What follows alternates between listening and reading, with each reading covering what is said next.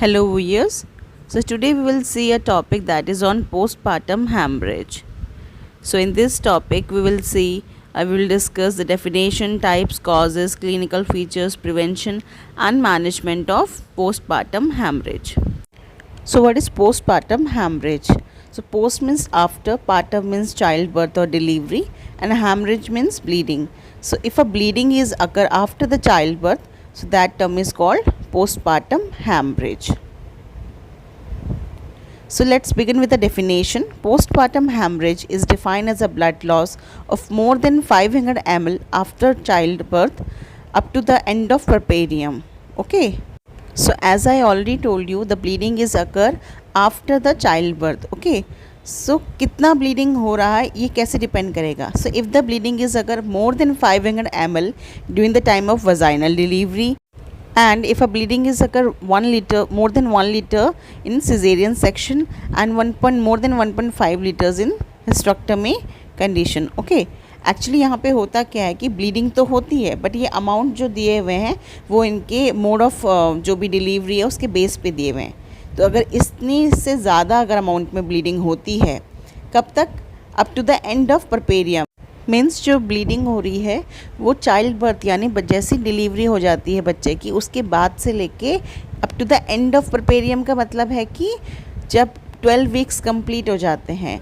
Actually 6 weeks को consideration करते हैं नॉर्मली, बट 12 वीक्स को भी हम कंसिडर करते हैं कि परपेरियम का एंड तब होता है. Then come to the types. So we have two types, primary PPH and secondary PPH.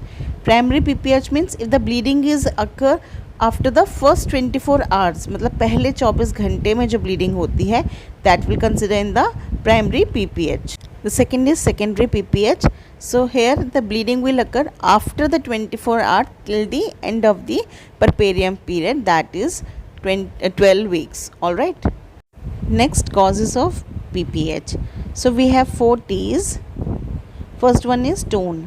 Tone means कि जो भी यूट्रस है उसकी जो टोन है वो लूज़ हो गई, इलास्टिसिटी जो है वो लूज़ हो गई है. जैसे एक बैलून है, अगर उसको ओवर स्ट्रेच किया जाए तो क्या होता है, उसकी इलास्टिसिटी लूज़ हो जाती है. तो अगर यूट्रस जो है उसकी इलास्टिसिटी या उसकी जो टोन है वो लूज़ हो गई है, so that will definitely cause the PPH. क्यों? क्योंकि कॉन्ट्रैक्शंस नहीं होंगे तो ब्लीडिंग भी कंट्रोल नहीं होगी, और ब्लीडिंग कंट्रोल नहीं होगी तो कंटिन्यूसली फीमेल जो है वो ब्लीड आउट करती रहेगी. The second cause is tissue. Tissue means कि मे बी अंदर प्लेसेंटा के टिश्यूज़ रह गए हों, डिलीवरी के समय प्रॉपर रिमूव ना हुए हों. So the retained placental beds, or you can say the tissue, will definitely cause the bleeding in female. यानी कि टिश्यू कुछ अंदर जाएंगे, जब वो तब तक एम्प्टी नहीं होगा यूट्रस तो कंटिन्यूसली फीमेल जो है वो ब्लीड करेगी. Next cause is trauma. Trauma means simply अगर कोई इंजरी हो जाती है while we are conducting the delivery, so if there is any injury will occur, so it will definitely cause the bleeding. Injury कहीं भी हो सकती है, जेनाइटल ट्रैक्ट्स की किसी भी ऑर्गन में हो सकती है, किसी एरिया में हो सकती है, और उसकी वजह से जो है वो फीमेल कंटिन्यू ब्लीड कर सकती है. So this is of one of the main cause. So let's see the 4th T, that is thrombosis. Thrombosis means blood clot. अगर कोई क्लॉट फॉर्मेशन होता है that will cause the bleed out. Next we'll see the clinical features. So bleeding will occur, definitely bleeding होगी क्योंकि bleeding is one of the main clinical features. जो और vital assessment जो है वो आप देखेंगे कि पल्स और रेस्पिरेशन जो है वो हमेशा आपको ज़्यादा मिलेगी ऐसे पेशेंट में, और ब्लड प्रेशर और टेम्परेचर जो है वो आपको हमेशा कम मिलेगा.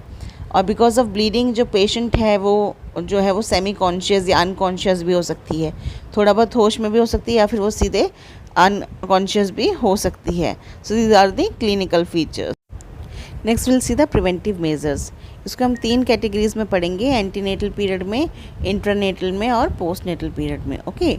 सो during antenatal period what will happen, we have to screen the patient whether she is taking the iron folic acid tablets और not.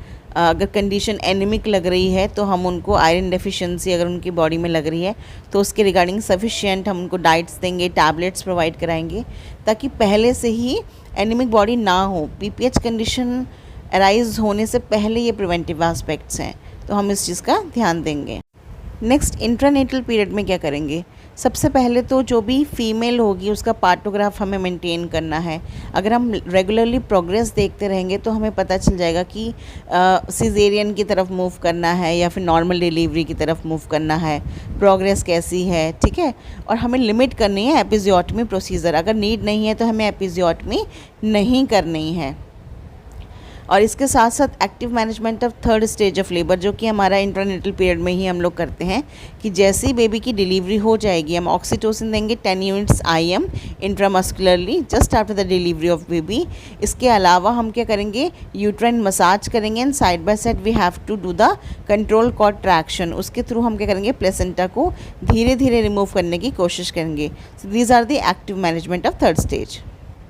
Next we'll do the placental examination. After the delivery of placenta we have to examine the full placenta, whether the placenta is expelled out with its membrane or not. Okay, अगर नहीं आया है और इसके अलावा हम check करेंगे arteries 2 हैं, वेन 1 है कि नहीं है।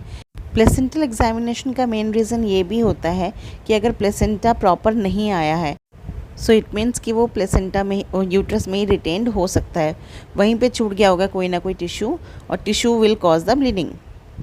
Next we'll see in the postpartum period we have to routine examine the women, means we have to do the postnatal examination and continuously we have to monitor the mother. अगर कोई bleeding लग रही है, कोई condition लग रही है तो हमें वो भी असेस करके रखनी है।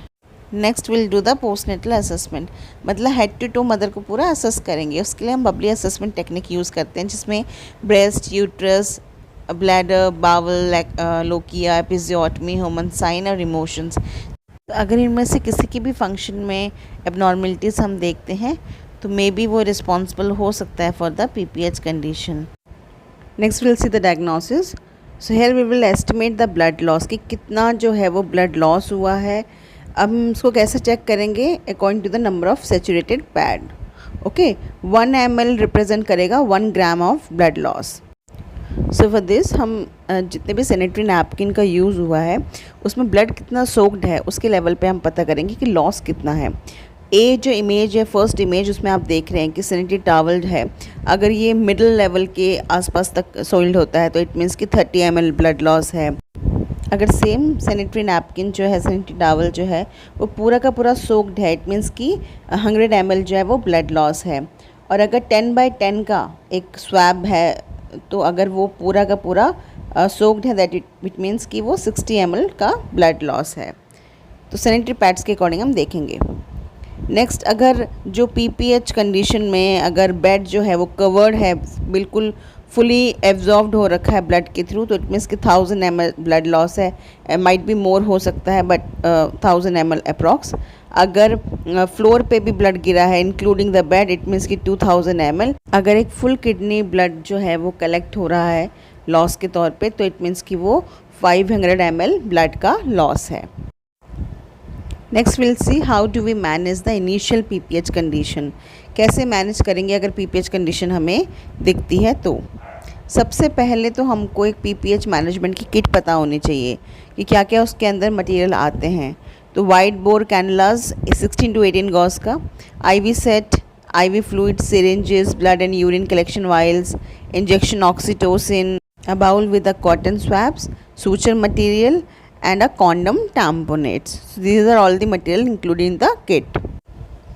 So the condom tamponates include a tray, sim speculum, bowl with the swabs, sponge holder, suture material, scissor, Foley's catheter, 16 number condoms, IV set, 500 ml NS and a PPE set.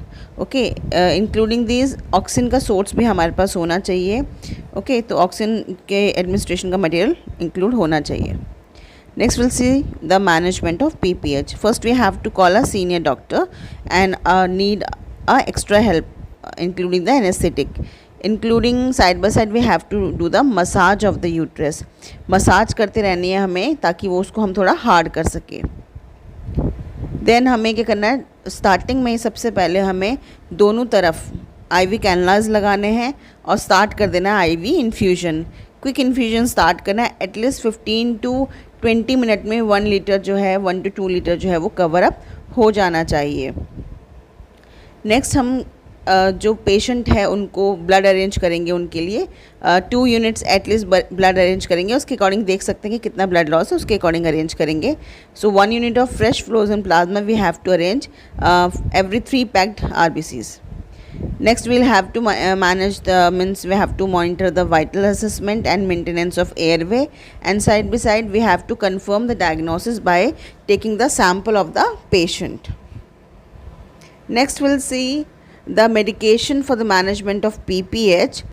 So in this we have to give the oxytocin at least 20 international units in 500 ml को dilute करके दिया जाएगा NS या DNS में, RL में, ठीक है। और मैक्सिमम डोज जो है इसकी वो 3 लीटर IV फ्लूइड से ज़्यादा नहीं होनी चाहिए। एंड स्पेशली हम ध्यान रखेंगे कि डायरेक्ट IV हम नहीं देंगे पेशेंट को। Then in ergometrine we have to give 0.2 mg slowly IV IM देंगे, और इसमें भी हम 5 डोज से ऊपर हम नहीं देंगे। और BP पेशेंट और हार्ट पेशेंट के लिए स्पेशली हम प्रिकॉशंस रखेंगे कि उन्हें ये नहीं देनी है। Next 15 methyl prostaglandin F2 alpha and misoprostol, ये 15 मिथाइल प्रोस्टाग्लैंडिन हम देंगे 0.25 mg, एंड अस्थमा पेशेंट को स्पेशली हम नहीं देंगे, और 8 डोजेस से ज़्यादा वो नहीं होनी चाहिए। मीज़ोप्रोस्टॉल जो है वो हम एक्चुअली 200 माइक्रोग्राम का एक सिंगल टैबलेट आती है इसकी, तो हम टोटल 4 टैबलेट्स जो हैं उसको पर रेक्टली एडमिनिस्टर करते हैं, और इसकी सिंगल डोज जाती है। Single dose in the sense कि 800 माइक्रोग्राम्स की सिंगल डोज ही दी जाती है। ये जस्ट आफ्टर डिलीवरी हम पर रेक्टली इंसर्ट कर देते हैं ताकि वहाँ के थ्रू जो है वो कॉन्ट्रैक्शंस होते रहे। नेक्स्ट हम यूट्राइन मसाज करेंगे, मैनुअल कंप्रेशन। यूट्रस मसाज में तो फंडल रीजन की तरफ हम अपना एक नॉन डोमिनेंट हैंड रखेंगे और वहाँ से मसाजिंग करेंगे। इसके अलावा कोन शेप में हम वजाइनली अपना एक हैंड इंसर्ट करेंगे। बाय मैनुअल कंप्रेशन का ही मतलब ये होता है कि इसमें हम दोनों तरफ से कंप्रेशन करते हैं। बाय मैनुअल मतलब एक तरफ से हम ऊपर यानी कि नॉन डोमिनेंट हैंड को फंडल रीजन से कंप्रेस करते हैं, और कोन शेप बना के हम इंटरनली यूट्रस को कंप्रेस करते हैं। तो बाय मैनुअल कंप्रेशन करने से हमें पता लगता है कि ब्लीडिंग स्टॉप हो रही है कि नहीं। Next will use the intra uterine packaging. Actually ये यूट्राइन टैम्पोनेट्स होते हैं, मार्केट में भी अवेलेबल होते हैं, पैक्ड बने हुए आते हैं। आइदर हम इसको बना सकते हैं हॉस्पिटल में भी, तो इसको हम लोग प्लेस करेंगे ताकि ब्लीडिंग थोड़ा कंट्रोल हो सके। इन टैम्पनेट्स को हम बीटाडिन में सोक्ड करते हैं, देन हम इसको यूट्रस के अंदर इंसर्ट कर देते हैं ताकि कंप्रेशन भी रहे और ये ब्लीडिंग को भी सोक्ड आउट कर सके। Next will see the condom tamponade procedure. इसके लिए हमें एक प्रिपरेटरी किट बनी हुई मिलती है, उसमें सब कुछ मटेरियल होता है। हम लोग क्या करते हैं, कॉन्डम जो है उसको फोलिस कैथेटर के आगे को टाई कर देते हैं, देन उसको हम लोग इंसर्ट करते हैं यूट्रस के अंदर। देन हम उसके साथ अटैच करते देन IV सेट को अटैच करते हैं फोलिस कैथेटर के साथ, और हम लोग स्टार्ट कर देते हैं NS वहाँ से देना, ठीक है। देन जैसे जैसे NS उसमें डलता है वैसे वैसे वो इन्फ्लेट होता है। अब आप यहाँ पे देखेंगे इस प्रोसीजर से पहले एक ब्लैडर एम्प्टी होना ज़रूरी है।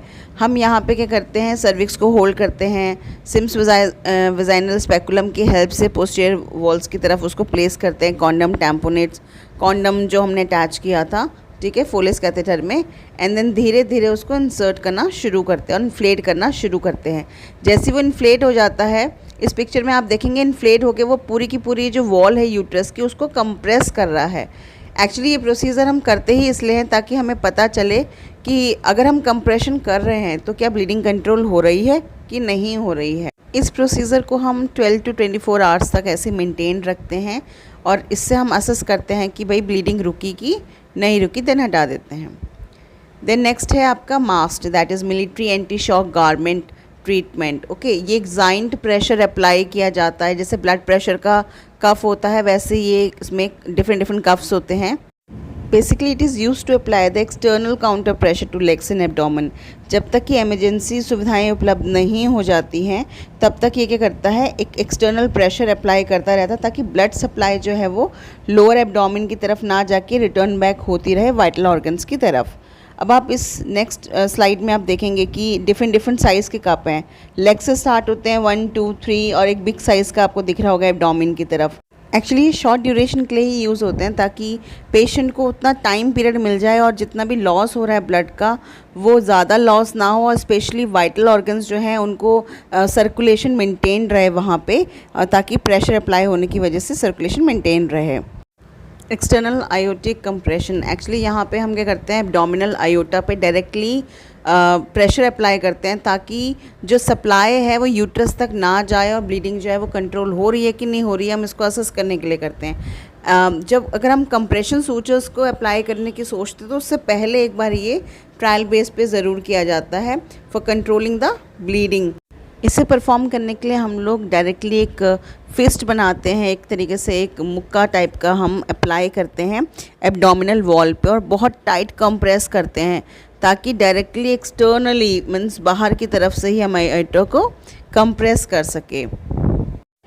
Next will see the compression sutures. Actually compression sutures जो है वो सर्जिकल मैनेजमेंट के अंदर आते हैं। अगर कोई भी मेथड यूज़ करके कोई भी प्रॉफिट ना हो रहा हो, ब्लीडिंग कंट्रोल ना हो रही हो, तब हम जाते हैं कंप्रेशन सूचर्स में। कंप्रेशन सूचर्स करने से पहले भी हम कुछ ट्रायल करते हैं, जैसे कि मैंने बताया था bye manual compression, aortic compression. Okay, इनसे क्या होगा, अगर जितने भी कंप्रेशन मेथड्स से अगर वो सक्सेसफुल होते हैं, यानी कंप्रेस करके ब्लीडिंग कंट्रोल हो रही है, तो हम कंप्रेशन थोड़े समय करके अगर ब्लीडिंग कंट्रोल होगी तो ठीक है। बट अगर वो तब नहीं हो रही हो, कंटिन्यू हम लोग बाय मैनुअली प्रेशर तो अप्लाई नहीं कर सकते हैं बिकॉज इन्फेक्शन होने के चांसेस हैं। तो उन टाइमिंग्स में हम कंप्रेशन सूचर्स का यूज़ करते हैं, जिसमें हम ऑपरेशन करके जो हमारे यूट्रस है उसको कंप्रेस्ड करते हैं, टाई अप करते हैं। So we have different methods, B-lands, squares, multiple square, hem and sutures. Next we'll see some of the ligation. So here we will ligate. हम क्या करते हैं, एक तरह से टाई कर देते हैं, उसको बंद कर देते हैं। So here we will perform bilateral uterine artery ligation, means कि दोनों साइड की यूट्रस की जो आर्टरी, यूट्राइन आर्टरी जो सप्लाई है उसको हम लाइगेट कर देते हैं। नेक्स्ट है बायलैटरल ओवेरियन आर्टरी लाइगेशन। यहाँ पे भी हम दोनों तरफ की जो ओवरीज हैं वहाँ पे जो आर्टरी सप्लाई है वो लाइगेट कर देते हैं। एंड बायलैटरल और unilateral ligation of internal iliac artery. तो इंटरनल इलियाक आर्टरी की आइदर वन साइड और आइदर दोनों साइड हम लोग लाइगेट कर देते हैं। लाइगेट करने से क्या होता है एक्चुअली कि ब्लड की सप्लाई ही रुक जाती है, और जब ब्लड की सप्लाई नहीं होगी तो वहाँ से ब्लीडिंग भी नहीं होगी। एक्चुअली ये हम इसलिए करते हैं ताकि ऑब्स्टेट्रिकल शॉक से मदर को बचा सके, पीपीएच की कंडीशन वर्सन ना हो उससे प्रिवेंट कर सके। कई बार क्या होता है, ये लाइगेशन करने के बाद भी किसी ना किसी और सोर्स से ब्लीडिंग होती जाती है। सिंपली हम कह सकते हैं कि जो सोर्स है वो हमारे लिए अननोन होता है, हमें नहीं पता कि ब्लीडिंग कहाँ से हो रही है। And even after trying so much management we can not prevent the bleeding. So that condition we will use the hysterectomy procedure. Hysterectomy मतलब कि हम यूट्रस को ही रिमूव कर देते हैं ताकि ब्लीडिंग एक्सेसिव ना हो। So as a healthcare provider, we have to know the diagnosis, how to do the diagnosis and how to do the management of the condition, especially the PPH condition, and saves the life of the mother. Thank you everyone for your careful listening. Actually आपको अगर कोई doubt लगे, because procedures बहुत ज़्यादा थे इसमें और short timing की वजह से मैंने कम लिए, सो आप कमेंट बॉक्स में लिख सकते हैं। Thank you.